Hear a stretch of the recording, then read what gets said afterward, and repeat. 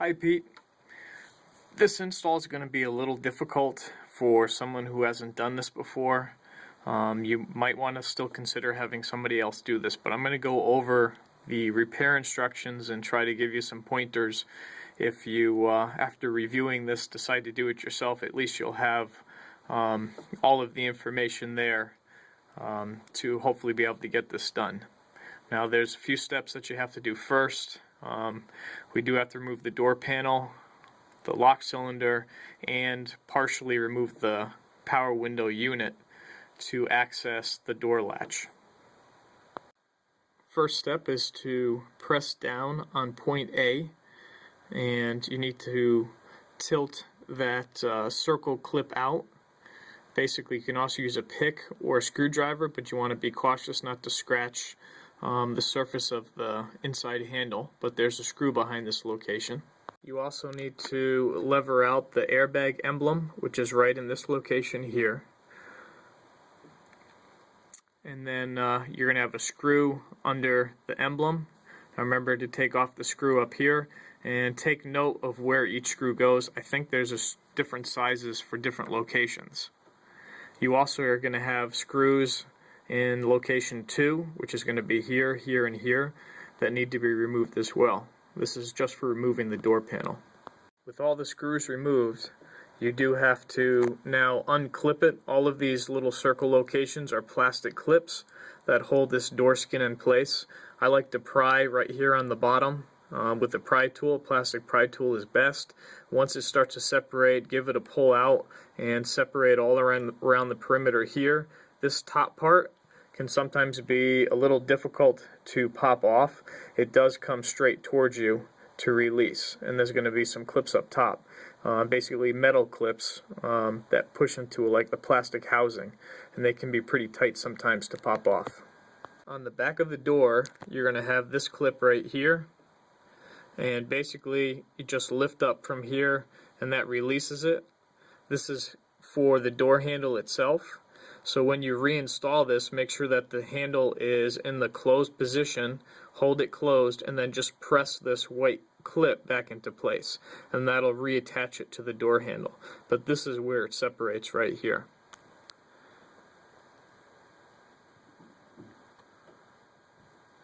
Now there is a little lock right here, so the instructions are basically to lever out lock 2, which is here. Most often if you just pull it straight up, you can actually get this to separate.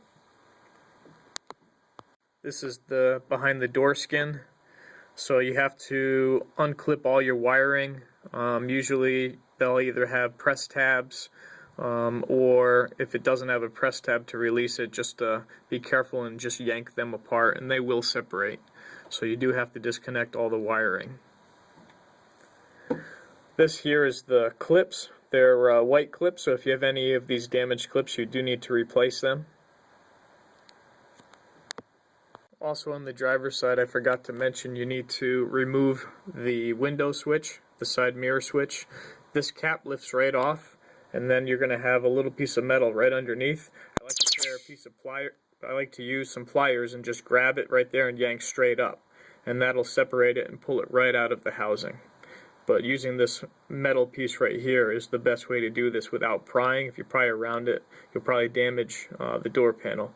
So just grab it with some pliers and pull straight up, and that'll release. And underneath that, you're going to have some wiring that you're going to need to disconnect.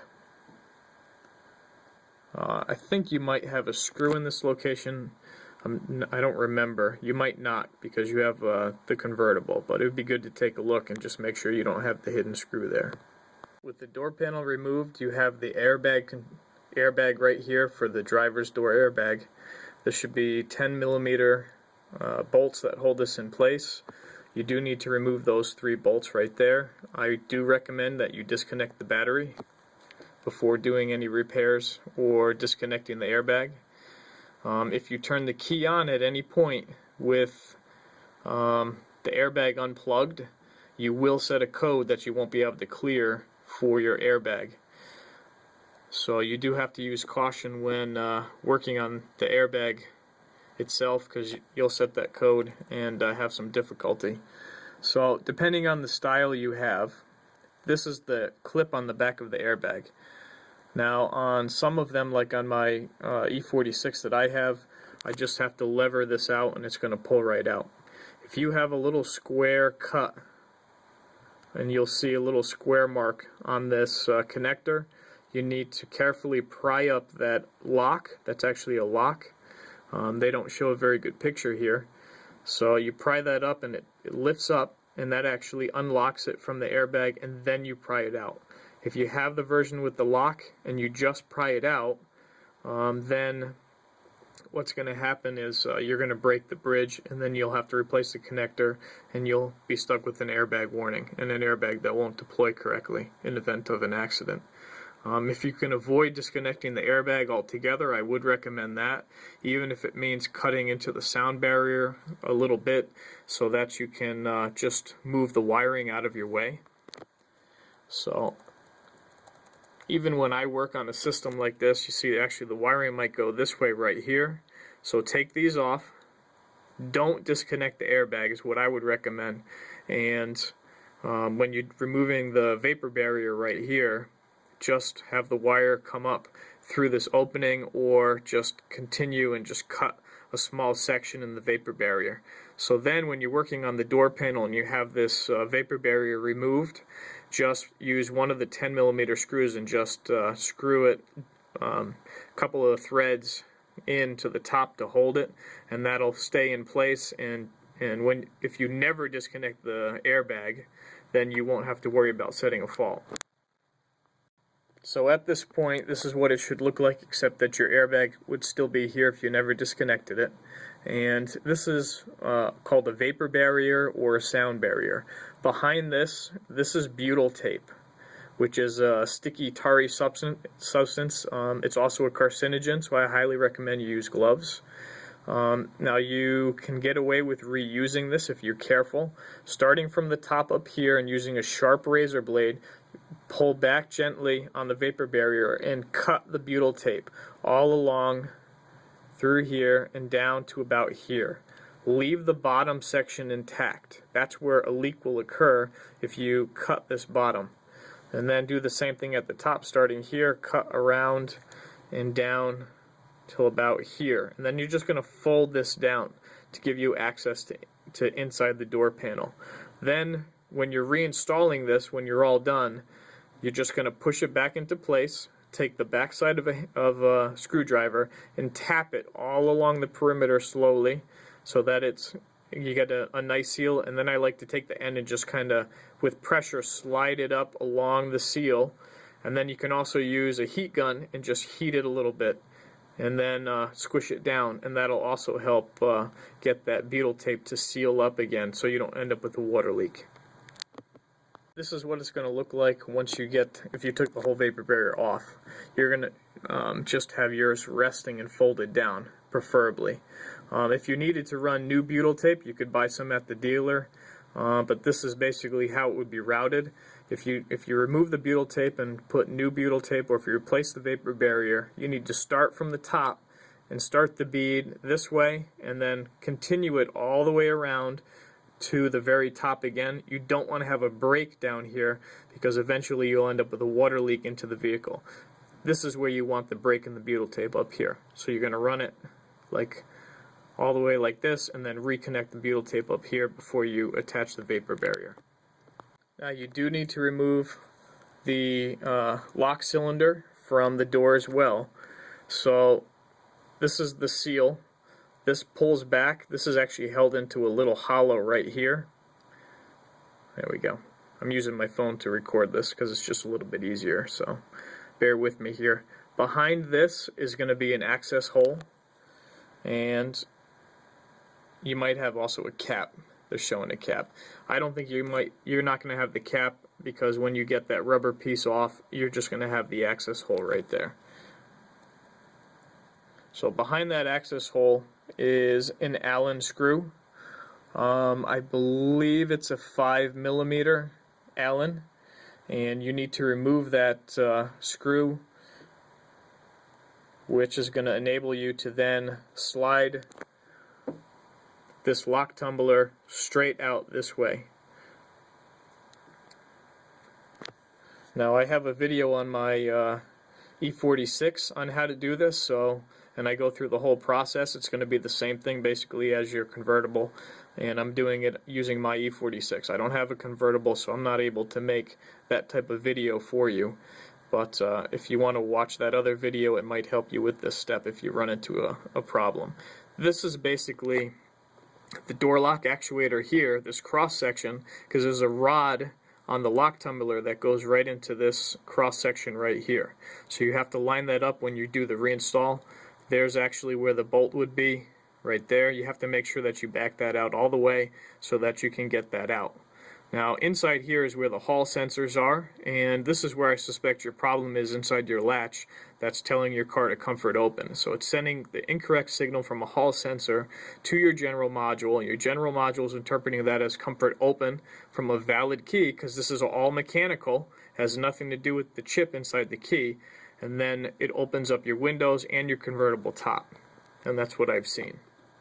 This is what that lock cylinder will look like when it's removed. The next step would be to remove the cavity strip for the inside door. That's part of this rubber piece, and then it goes straight across the top of the inside of the door panel, and you won't be able to remove the glass if you don't take that off. So basically that's just showing you the installation point, and this is it being removed. These are these clips here that hold it in place. So basically you have to pry up and work your way down along the top, keep prying, and this rubber piece is going to separate from this metal piece right here, and it's going to lift straight up.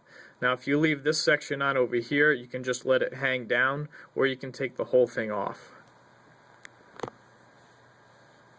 Alright, up to this point is actually the easy stuff. Now it actually gets more complex. You need to lower the window about 80 millimeters from the top, so about that much with the door open.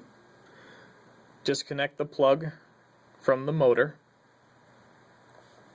Before you disconnect the plug, make sure that you can see these, I believe they're going to be E-Torx, which is a Torx, not like a regular Torx screwdriver that you're going to use. It's going to be like an inverted Torx.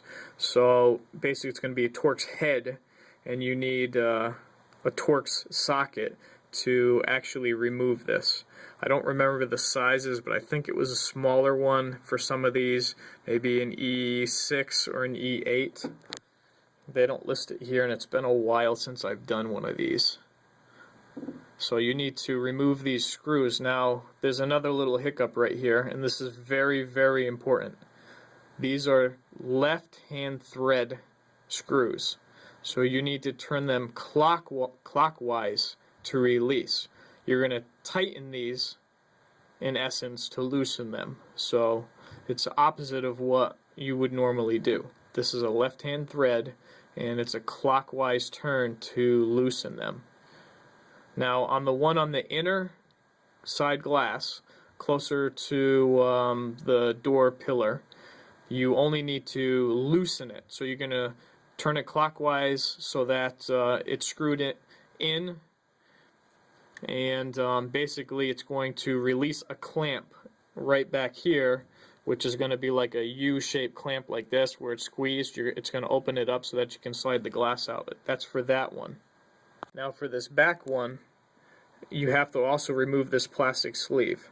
So this also is a left-hand thread, so you need to turn clockwise to release this. And this is also an E-Torx. So you're going to remove this, turning clockwise to release it. This bolt will come out. A lot of times it gets stuck, and you need to use a pair of pliers to grab this bolt and pull it out. A lot of times this plastic ring here will stay inside of the housing for the glass, and you'll have to again use some needle nose pliers and grab this plastic insert and yank that straight out. Now before you do this, there's another thing that's very, very, very important here. On the bottom, right on the bottom here, there's going to be kind of like a cutout where it's going to be metal and then a little space and then a little bit of metal, then a space, and then metal. So basically there's going to be like a little notch right in the center. Normally there's an O-ring attached there, which is just a rubber O-ring. It's a small O-ring. They deteriorate, so what happens when you loosen up this connector, and especially this one back here, which is for the glass adjustment, what happens is all the pieces are going to fall down the bottom, and it's going to be very confusing trying to put it together. So I always put 2 O-rings on that plastic, on that piece. I don't know if they show it. Nope, they don't. So I'm not going to really have a good shot of this. So, but right on the bottom of where the glass sits, there's going to be a notch. You know, of course, this is my crude drawing. Kind of looks like one of those Pac-Man ghosts. But right here, there's going to be 2 halves of like a clamshell. And you have to take an O-ring and make sure to put the O-ring right here so that it goes across to the other side of the clamshell, so that there's pressure on this. If that doesn't happen, then this is going to fall apart on you. And this has a shim, and it can be really confusing trying to put it back together, and the glass adjustment, it might be a nightmare trying to get that glass adjusted. So that's why a lot of these things, it might be worth the 3 hours that you pay at a shop to actually do this repair, because it is a very complex repair on a convertible. So at that point, you have the front bolt loosened, and this bolt and this plastic slider removed. Then the glass is lifted up and is removed completely from the door. There's also a small nut back here, and that has to stay in place. If you lose that, you won't be able to re-secure it. And basically these are the pieces that you're trying to prevent from coming apart on you. This number 3 is like a shim. Now you might be able to get away with a trick, and that's going to be to just remove this side of the window regulator on the back side. So basically you're going to remove the nuts 4, and there's cables back here that run this side of the regulator and goes across to this side. So if you loosen those and push them in and then invert it like this, you can usually sit it right on the bottom like that. So that's going to give you access to the actuator, and that's what you need. So if you have to remove the entire window regulator, you can, and that's going to be additional bolts to remove, which I think are shown here. Remove the nuts 1 if you want to take the entire regulator out. But a lot of times you can just do this section here and then fold it down, which is going to give you access to the actuator. Well, this is good. They do show a picture of that component that I was talking to you about. And right here is that piece, and there's the O-ring. So the best thing that you do, this is almost like a clamshell. So when you put your glass back into the guide, it has to rest right here, and then it's held right on these 2 like metal notches that stick out, and it rests right there. But that's that O-ring that holds all those pieces together. And this is what it looks like in case it does come apart on you. That's the eccentric, and right here is where that plastic piece needs to go. When you're reinstalling, you need to slide it into that spot through that access hole from the door panel. That would be after the glass was installed. This is a picture of what the window regulator looks like. So now you're finally at the actuator itself. So you need to disconnect plug 1 from the door lock. And you need to lever out the Bowden cable, which is number 1 from the holder, number 2, and usually with a screwdriver, usually that pulls straight out. Then you need to unhook the Bowden cable nipple end from the lever, which is number 4. Then you're almost done.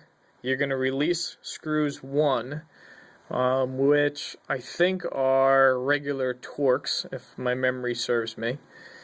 And this rod is going to still be attached to the actuator, and as you come out with it, this rod's going to go down through the hole and come out with the actuator itself. Another word of caution. This says to open that screw on number 1. I don't touch that screw. If you loosen that screw and you install everything and shut the door and this screw is in that location, you're not going to be able to open your door anymore. Because you can end up with a problem where you shut this door and this latch no longer actuates. So you pull the handle, it's not going to open. There's nothing that you're going to be able to do to get this open. And you're definitely going to have a problem trying to get this open. Usually the latch has to be broken from the inside to get this open. So actually in the instructions it says to open that, and you have that arrow which might make you say, okay, I'm going to go ahead and loosen that up. I would not recommend loosening that up at all. Basically all that does is loosens up the arm for the Bowden cable, and you're better off just hooking it, taking a little bit of time and hooking up that cable without loosening the screw up. Let's see, for coupe, it says it makes the Bowden cable mount movable. You're better off leaving that alone, again, with number 1. Now you do have to swap over, let's see if they show it. You do have to swap over the cable. Here it is right here.